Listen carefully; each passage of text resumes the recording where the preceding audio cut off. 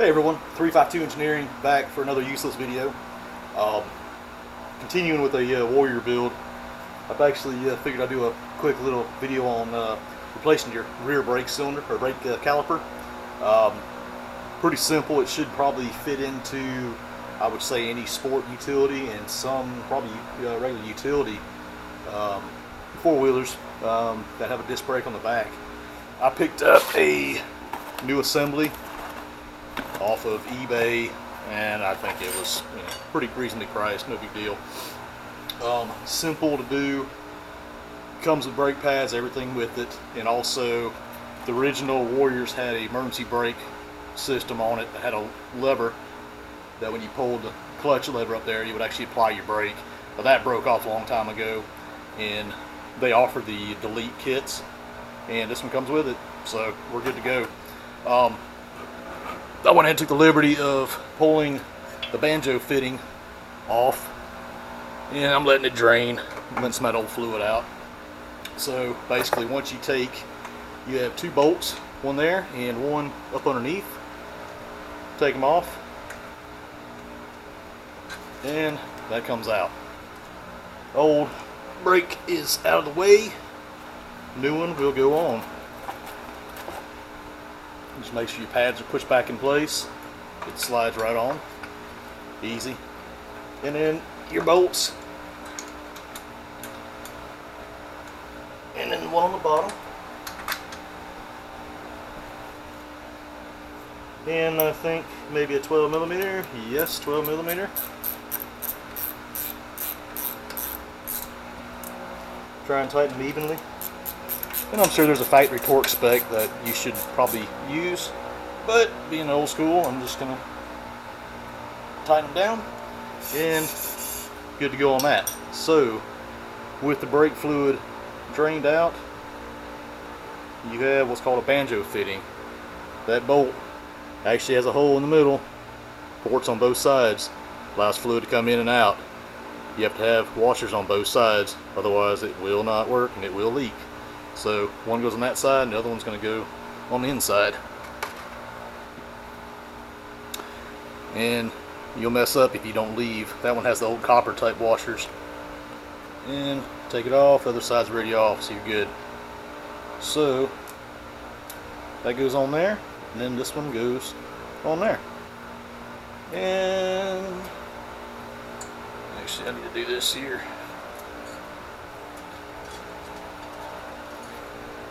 I had all this apart, so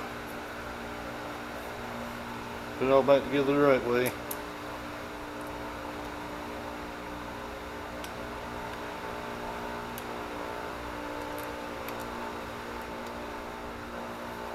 This is going to be a little bit on the tight side, I can see already.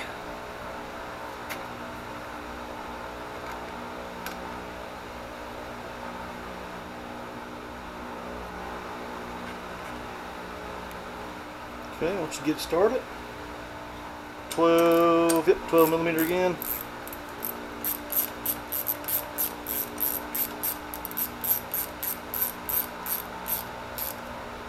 Now give it a good snug. Don't get it overly crazy with it, because you will break them.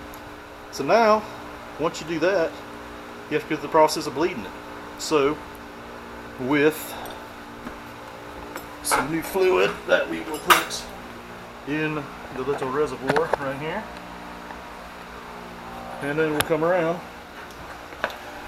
using our pedal and we'll slowly bleed it out.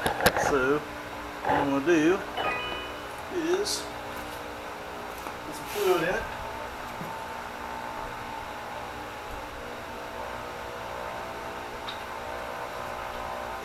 And that looks like it's an 8 millimeter.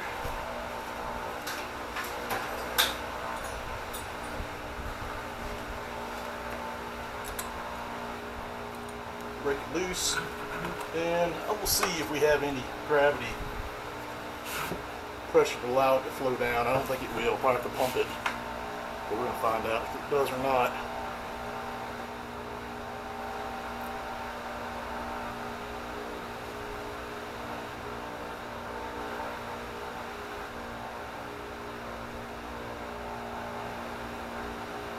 Yeah, I think we're gonna try and just do it the old-fashioned way. You can get a vacuum pump that attaches to that port. You can actually pump it up and it'll pull fluid through. But I'm just going to try this.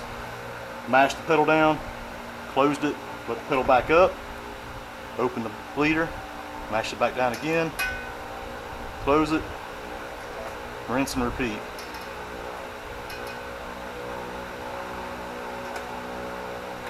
Sometimes you can pump it a couple times.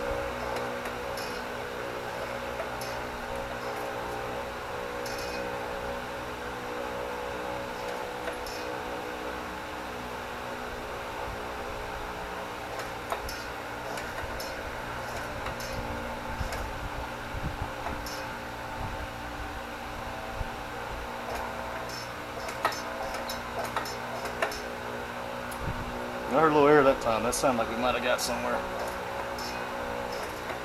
As small as the reservoir is on this, make sure after you do that a few times, since we have such a long hose and everything, make sure it's all full of fluid.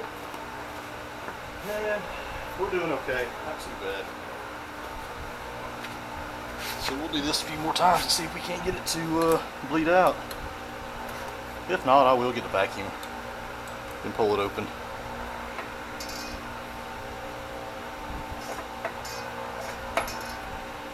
There we go. There's a little something there. Maybe we can see that.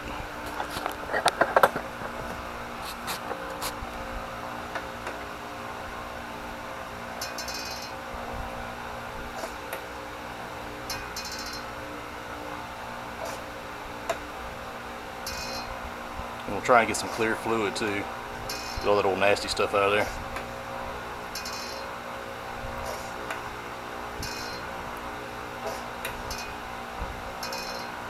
It's the beauty of disc brakes. No adjustment. Just simply bolt it on, bleed it. As long as your master cylinder's good. Yeah, there we go. Got some clear fluid now. We got a pretty good brake pedal.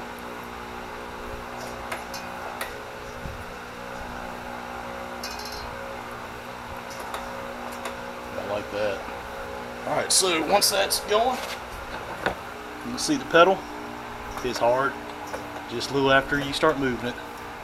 That right there feels pretty good. So, anyways, simple as that.